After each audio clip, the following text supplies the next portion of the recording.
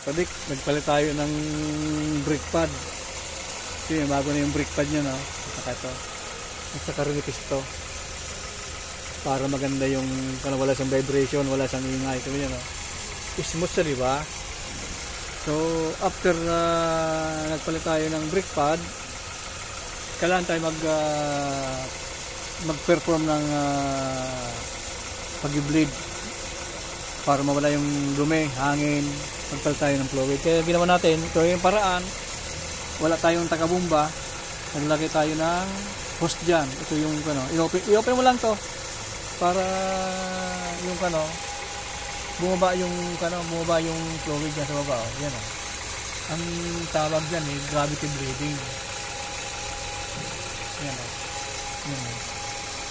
Unti-unti siya lumalabas yung mga dumi-dumi at saka yung bula, yung hangin. Yun ang paraan lang mga sadik.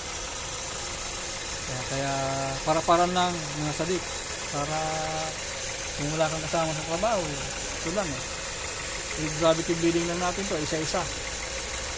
Pero accurate naman to ayon sa pag-aaral, para mawala yung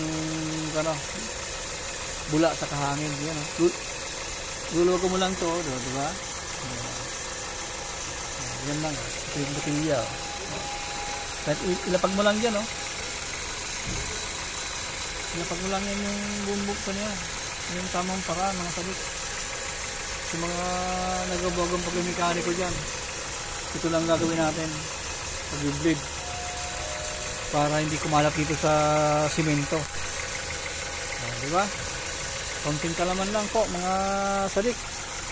Thank you very much pagpanood natin Tundog Vlog channel. Thank you po.